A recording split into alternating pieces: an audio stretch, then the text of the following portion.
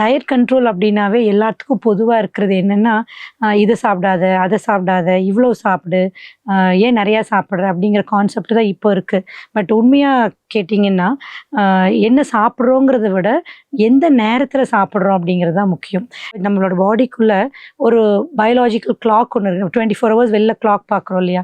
அது மாதிரி நம்ம உடம்புலையும் வந்து ஒரு கிளாக் ஒன்று வேலை செய்யும். அதை வந்து சர்க்கேடியன் ரிதம்னு சொல்லுவோம். நம்ம அந்த சர்க்கேடியன் ரிதத்துக்கு தகுந்த மாதிரி நம்ம சாப்பிட்டோம் அப்படின்னம்னா, நீங்கள் எவ்வளவு சாப்பிட்டாலும் நல்லா ஜீரணமாகும், எந்த விதமான கெடுதலும் ஏற்படாது. இதை தான் வந்து குரோனோ நியூட்ரிஷன் சொல்லுவோம். குரோனோ நியூட்ரிஷன் அப்படின்னா என்னென்னா, you have to eat in alignment with your circadian rhythm.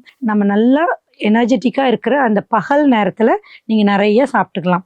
சாயந்தரம் சன்செட்டுக்கு அப்புறம் இருட்ட ஆரம்பிச்சிருது இல்லையா? அப்போ நம்மளோட பயாலாஜிக்கல் கிளாக்குக்கும் இரவு நேரங்கள் தெரிய ஆரம்பிச்சிடும். அந்த நேரத்தில் நீங்கள் சாப்பிட்டீங்கன்னா எல்லாமே கெடுதலாக தான் முடியும். இன்னொன்று வந்து இந்த ஃப்ரீக்வன்சி ஆஃப் மீல்ஸ், ஒரு மீலுக்கு நடுவில் எவ்வளோ டைம் கொடுக்குறோங்கிறது முக்கியம். ஒரு 4 ஹவர்ஸ் ஆகுது மினிமம். நம்ம சாப்பிட்டது ஜீரணமாகி நம்மளோட வயிறு காலி ஆகிறதுக்கு இட் டேக்ஸ் 4 ஹவர்ஸ். ஸோ அந்த 4 to 5 ஹவர்ஸ் கேப்பில் நம்ம சாப்பிட்றது ரொம்ப முக்கியம். சரி அப்படின்னா நீங்கள் என்ன வேணால் சாப்பிட்லாம் அப்படின்னு நான் சொல்கிறேன், நீங்கள் நினச்சிக்காதீங்க. விண்டோ பீரியட் எவ்வளோ முக்கியமோ அதே மாதிரி நம்ம சாப்பிட்ற உணவில் உள்ள கண்டென்ட் ரொம்ப முக்கியம். எப்போவுமே நான் என்னோடய பேஷண்ட்ஸ் சொல்கிறது வந்து பர்டிகுலராக ப்ரோட்டீன் டயட்டு, ஃபேட் டயட்லாம் போகாதீங்க. ஒரு பேலன்ஸ்டு டயட்டாக இருக்குது. பேலன்ஸ்டாக என்ன அர்த்தம்? எல்லா உணவுப் பொருளுமே சரி விகிதமாக இருக்கிறதுக்கு பேர் தான் balanced diet. So healthy diet சாப்பிடுங்க, அந்த கரெக்டான டைமில் சாப்பிடுங்க.